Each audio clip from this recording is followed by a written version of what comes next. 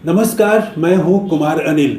हो सकता है आपने ये चर्चा सुनी हो कि भारतीय जनता पार्टी में नए अध्यक्ष की तलाश हो रही है और इसके लिए भाजपा ओबीसी वर्ग से किसी महिला नेता को राष्ट्रीय अध्यक्ष बना सकती है।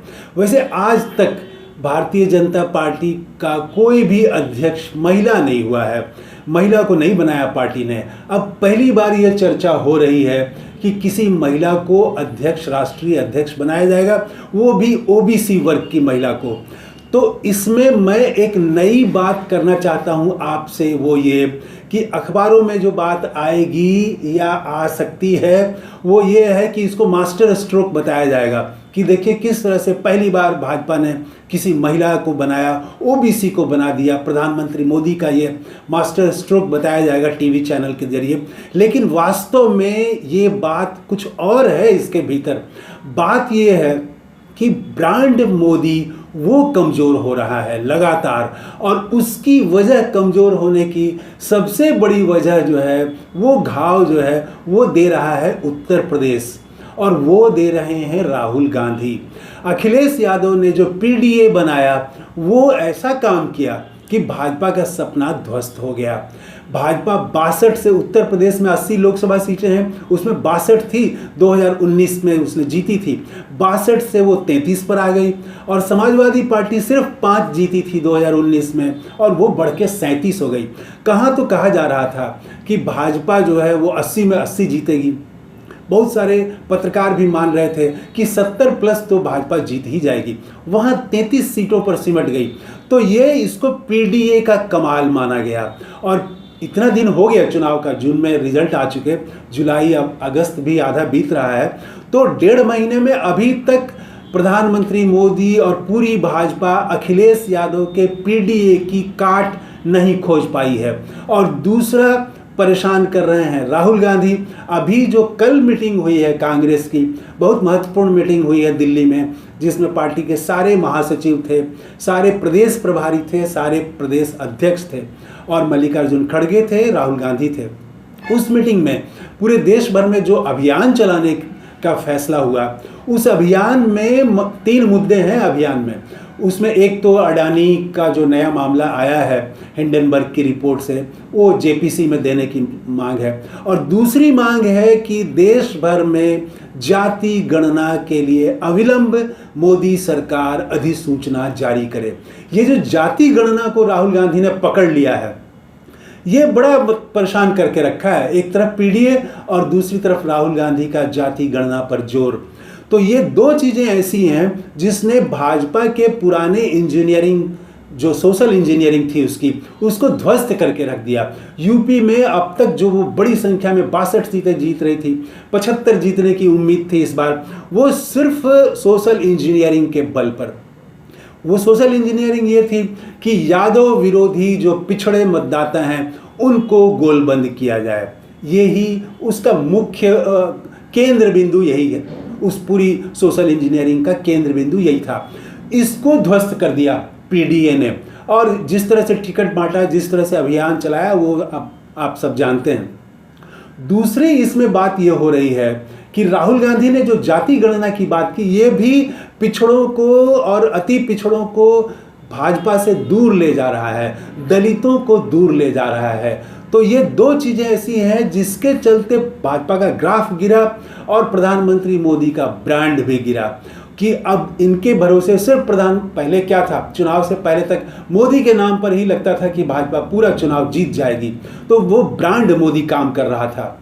उनकी लोकप्रियता में कई सर्वे आ चुके हैं, प्रधानमंत्री मोदी की लोकप्रियता में तेजी से ह्रास हो रहा है, और राहुल गांधी की लोकप्रियता में आगे बढ़ोतरी हो रही है, अखिलेश यादव की लोकप्रियता बढ़ी है। तो ये जो पीडीए है अखिलेश यादव का और राहुल गांधी की जाति गणना, ये 2 की काट के लिए भाजपा परेशान है, और इसीलिए भाजपा चाहती है कि किसी ओबीसी महिला को भाजपा का अध्यक्ष बनाया जाए। जो जेपी नड्डा हैं, इनका कार्यकाल पूरा हो चुका, इनका जो एक्सटेंशन किया गया था वो भी पूरा हो चुका, और अभी तक भाजपा जो है वो राष्ट्रीय अध्यक्ष का चुनाव नहीं कर पा रही है। उसमें आरएसएस और भाजपा के बीच खींचतान है, ऐसा कहा जाता है। तो तो इसमें भाजपा ये चाहेगी, प्रधानमंत्री मोदी चाहेंगे कि किसी ओबीसी महिला को राष्ट्रीय अध्यक्ष बनाया जाए।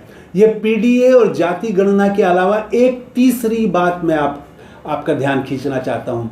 वो तीसरी बात ये है कि प्रधानमंत्री मोदी के बारे में कहा जाता था कि उनकी लोकप्रियता के पीछे और उनकी ताकत के पीछे महिलाओं का समर्थन है।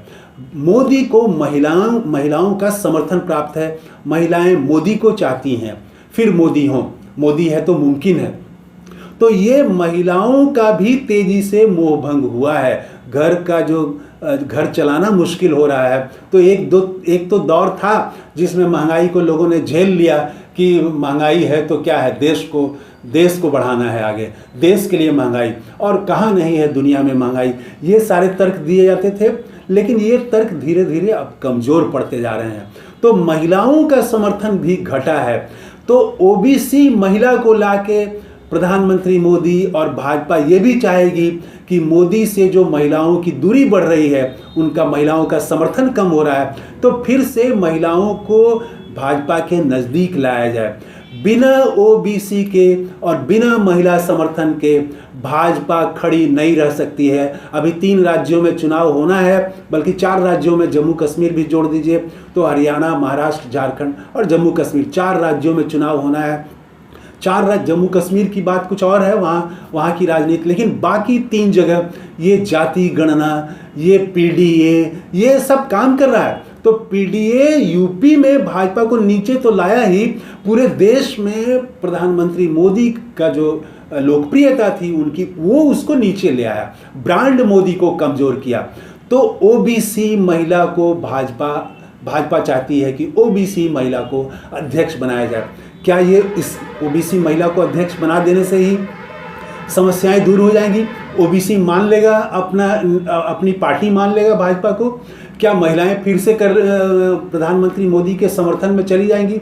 मुझे तो ऐसा नहीं लगता है। इसकी वजह ये है कि सोशल इंजीनियरिंग के जरिए जातियों का समर्थन हासिल करना, पार्टी में पद दे देना, भाजपा का यही जवाब होता है। कास्ट सेंसस के जवाब में भाजपा यही कहती है कि कास्ट सेंसस का क्या ज़रूरत है, उसकी क्या ज़रूरत है।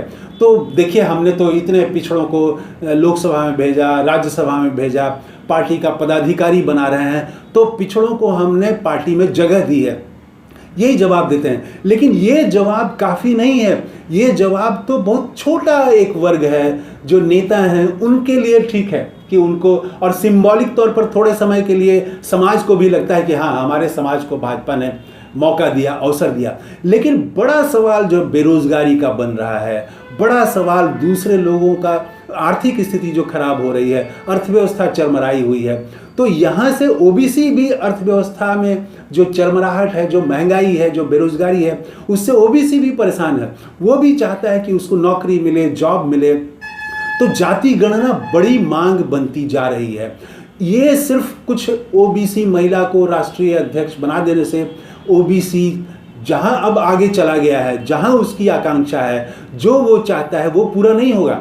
और महिलाओं का भी समर्थन सिर्फ ओबीसी महिला को अध्यक्ष बना देने से फिर से हासिल करना संभव नहीं है, क्योंकि महिलाओं के लिए सबसे बड़ा सवाल जो है वो महंगाई है, सुरक्षा का सवाल है, और दूसरी जो महिलाओं के सवाल हैं वो सब सवाल हैं। तो ये सिर्फ ओबीसी महिला को अध्यक्ष बना देना एक ऊपर की कार्रवाई लगती है कि इस तरह से जो सिंबलिज्म की राजनीति भारतीय जनता पार्टी कर रही है, वही चीज़ वो करना चाह रही है आगे भी। इस चुनाव से लगता नहीं है कि भाजपा ने कोई सीख ली है, वरना मल्लिकार्जुन खड़गे ने जिस तरह से कहा है कि केंद्र सरकार, मोदी सरकार तुरंत जाति गणना के लिए अधिसूचना जारी करे, तो उनको करना चाहिए था। अगर ये काम वो करते तो इसका फायदा भी मिलता भारतीय जनता पार्टी को, लेकिन जाति गणना से पीछे हट रही है भारतीय जनता पार्टी। तो ये एक नई चर्चा देश में शुरू हुई है। मैंने ये समझा है कि ये ब्रांड मोदी को बचाने के लिए ओबीसी महिला का नाम आगे किया जा रहा है। तो कैसा लगा ये वीडियो? अच्छा लगा तो ज़रूर कमेंट करके बताइएगा, आलोचना हो तो भी बताइएगा। थैंक यू, धन्यवाद, जय हिंद।